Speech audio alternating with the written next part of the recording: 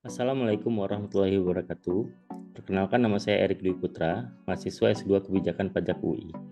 Pada kesempatan kali ini, saya akan melakukan pembahasan mengenai analisis ekualisasi antara pengakuan pendapatan berdasarkan PSAK 72 dengan penyerahan BKP atau JKP berdasarkan pasal 11 Undang-Undang PPN.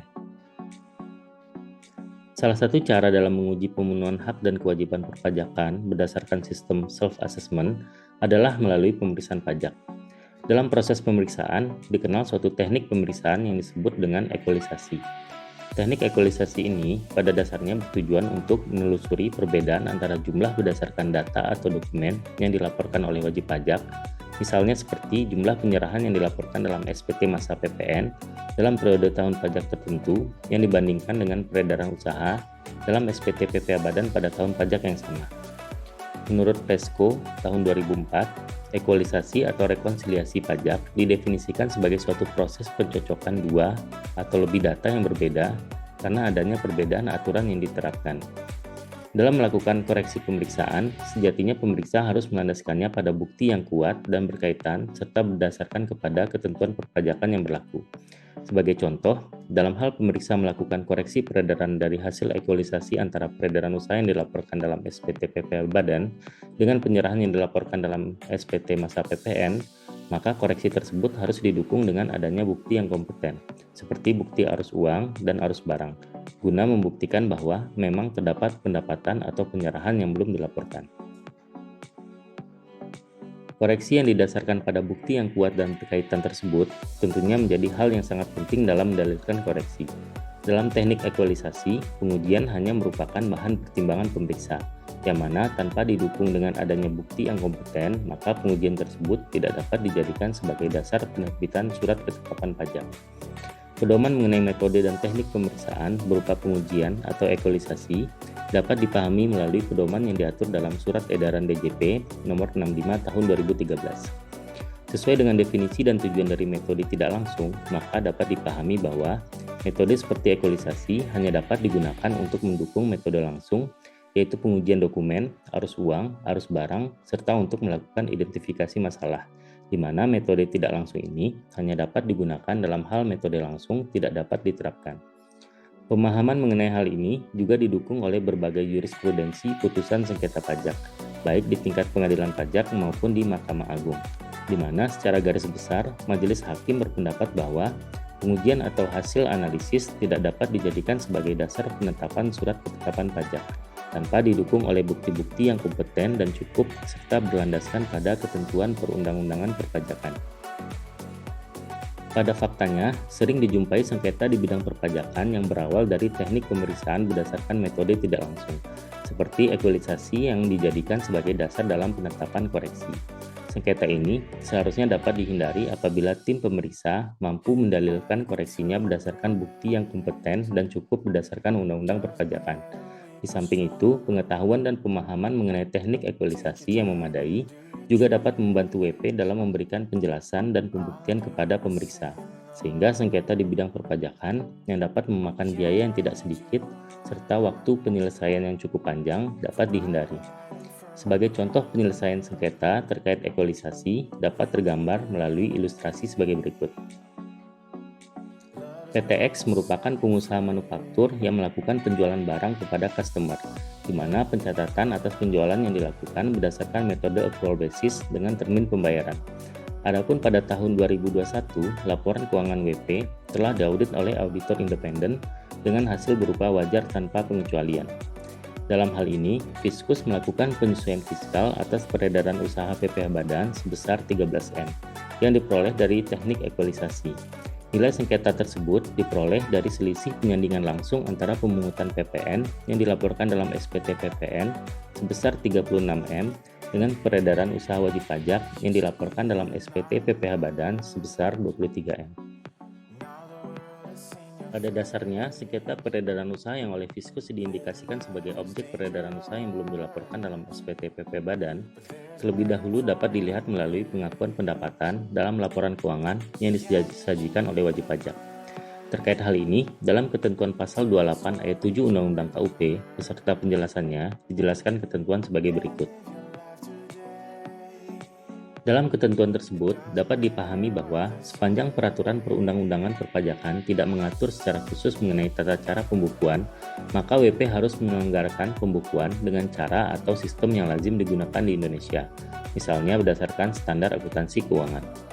Dalam konteks pengakuan pendapatan secara komersial yang menjadi dasar pelaporan SPT PPh Badan, tidak terdapat ketentuan yang secara khusus mengatur mengenai pengakuan pendapatan, sehingga mengacu kepada ketentuan pasal 28 ayat 7 Undang-Undang KUP, WP harus tunduk terhadap tata cara pembukuan yang lazim digunakan di Indonesia, yaitu standar akuntansi keuangan yang dalam hal ini adalah PSAK 72.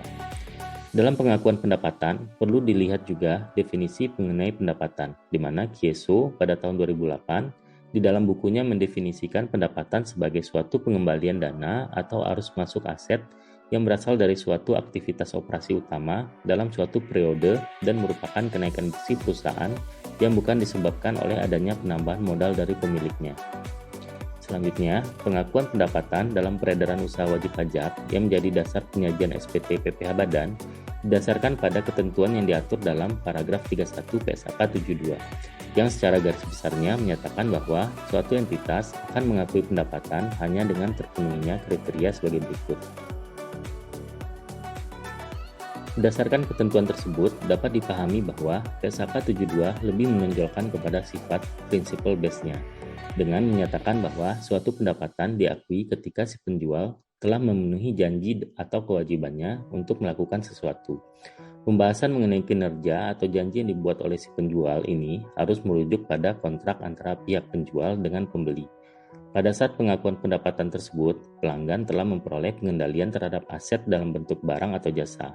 Oleh karenanya, dalam hal pembeli belum memperoleh pemindahan kontrol atas barang atau jasa, seperti pada pencatatan uang muka penjualan, maka pihak penjual belum dapat mengakui transaksi tersebut sebagai pendapatan. Namun demikian, berbeda dengan konsep pengakuan pendapatan dalam PSAK 72 yang disajikan dalam SPT PPh Badan, penerbitan faktur pajak atas penyerahan barang atau jasa dalam SPT masa PPN didasarkan kepada ketentuan pasal 11 Undang-Undang PPN sebagai berikut. Dengan tidak adanya ketentuan perpajakan yang secara spesifik mengatur mengenai saat diakuinya pendapatan, maka berdasarkan pasal 28 Undang-Undang KUP, pengakuan atas suatu pendapatan tunduk terhadap pengaturan yang lazim digunakan di Indonesia, seperti standar akuntansi keuangan. Oleh karenanya, keberadaan PSAK 72 dalam menentukan saat diakuinya pendapatan seharusnya tidak memiliki dampak terhadap perlakuan PPh Badan. Namun demikian, penyajian pendapatan berdasarkan PSAK 72 ini sudah dapat dipastikan akan membawa permasalahan pelik yang terkait dengan konsep penyerahan PPN, karena penerbitan faktur pajak penjualan bergantung kepada peristiwa mana yang lebih dahulu terjadi antara pembayaran atau penyerahan. Perbedaan utama antara konsep PSAK 72 dengan Undang-Undang PPN adalah PSAK 72 lebih bersifat substantif, sementara Undang-Undang PPN lebih mengarah kepada konsep yuridis. Kemungkinan sengketa mungkin saja terjadi dalam hal suatu penjualan belum disertai dengan pengiriman barang, sehingga penyerahan secara akuntansi bisa saja telah terjadi, meskipun penyerahan fisik belum dilaksanakan. Karena saat terutangnya PPN ditentukan melalui peristiwa mana yang lebih dahulu terjadi antara pembayaran atau penyerahan, maka perbedaan pengakuan antara peredaran usaha dengan PPN mungkin saja menimbulkan selisih. Namun, selisih tersebut merupakan suatu perbedaan waktu atau timing difference yang akan terpulihkan dan menjadi sama di masa yang akan datang. Dalam hal ini, penyandingan yang dilakukan secara langsung untuk kemudian langsung mendalilkannya sebagai koreksi peredaran usaha tentunya bukan merupakan hal yang tepat, karena penyandingan yang dilakukan tidak akan pernah sebanding. Di samping itu, penyandingan secara langsung juga tidak dapat menggambarkan kondisi transaksi real perusahaan, di mana koreksi peredaran usaha yang didalilkan tentunya harus didukung dengan bukti yang kompeten dan relevan seperti bukti aliran arus uang, arus barang, maupun arus dokumen. Untuk selanjutnya dapat diyakini bahwa memang terjadi transaksi penjualan yang belum dilaporkan oleh wajib pajak. Dengan berpedoman kepada pengakuan pendapatan sebagaimana diatur dalam PSAK 72, maka WP akan mencatat nilai peredaran usaha setelah terpenuhinya kriteria pengakuan pendapatan yang diatur dalam paragraf 31 PSAK 72. Adapun dalam proses bisnis yang lazim dijalankan berdasarkan kontrak perjanjian, WP hanya akan memindahkan suatu risiko atas barang atau jasa yang dijual kepada pembeli setelah beralihnya kontrol atas barang atau jasa tersebut, yang lazimnya setelah diterimanya seluruh kompensasi atas barang yang diserahkan atau pembayaran sebesar 100%. Pada saat pihak penjual menerima seluruh pelunasan dari pihak pembeli, barulah pada saat tersebut terjadi peralihan atas pengendalian barang atau jasa yang diserahkan kepada pihak pembeli, yang mana selanjutnya nilai tersebut akan dicatat sebagai peredaran usaha dalam laporan laba rugi perusahaan. Dalam hal PTX menjalankan mekanisme pembukuan tersebut dengan benar, maka jumlah peredaran usaha yang dilaporkan dalam SPT PPh Badan sebesar 14M sebagaimana dalam simulasi kasus merupakan pendapatan yang memang secara kontrol pengendaliannya telah berpindah kepada pihak pembeli, seperti telah diselesaikannya seluruh kompensasi sebagaimana diatur dalam perjanjian jual beli yang disepakati. Untuk menggambarkan hal tersebut berdasarkan proses bisnis dan transaksi yang lazim dijalankan, berikut merupakan alur pencatatan secara accounting terkait dengan pengakuan uang muka berdasarkan pedoman PSAK 72. Pada tanggal 20 Desember 2021, PTX menjual barang dagangan berupa bahan dasar kimia kepada PTZ sebesar 100 juta di luar PPN. Dalam kontrak penjualan disepakati bahwa pembayaran dilakukan secara bertahap, di mana penyerahan barang akan dilakukan setelah PTZ menyelesaikan seluruh pembayaran. Ketentuan mengenai pembayaran adalah sebagai berikut. Pertama, pada tanggal 20 Desember 2021, PTZ melakukan pembayaran pertama sebesar 20% dari nilai transaksi. Yang kedua, pada tanggal 27 Desember 2021, PTZ melakukan pembayaran kedua sebesar 50% dari nilai transaksi. Yang ketiga, pada tanggal 3 Januari 2022, PTZ melakukan pelunasan pembayaran sebesar 30% dari nilai transaksi. Berdasarkan transaksi tersebut, PTX akan mencatat jurnal sebagai berikut.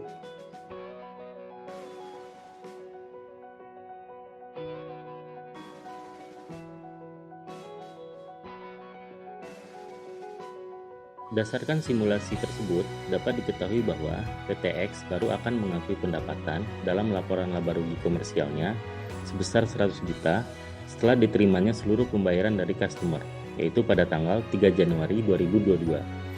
Setelah terjadinya perpindahan atas pengendalian suatu barang. Langkah selanjutnya adalah PTX akan melakukan jurnal balik atau reverse journal atas akun uang muka penjualan menjadi akun penjualan, sehingga saldo uang muka penjualan menjadi nol. Dalam hal ini, dapat dilihat bahwa telah terjadi perbedaan pengakuan antara penyerahan yang dilaporkan dalam SPT masa PPN yang didasarkan pada peristiwa mana yang lebih dahulu terjadi antara penyerahan atau pembayaran. Yang dalam contoh simulasi tersebut adalah faktur pajak yang diterbitkan pada saat termin uang muka penjualan pada tanggal 20 Desember 2021. Dan 27 Desember 2021 serta pada saat terjadi pelunasan dan penyerahan barang pada tanggal 3 Januari 2022.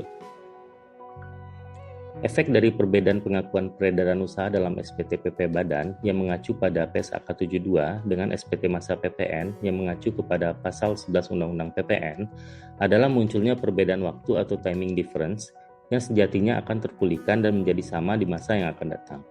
Adapun penyandingan yang seharusnya dilakukan adalah melalui penyesuaian mutasi uang muka penjualan dengan contoh ilustrasi perhitungan sebagai berikut.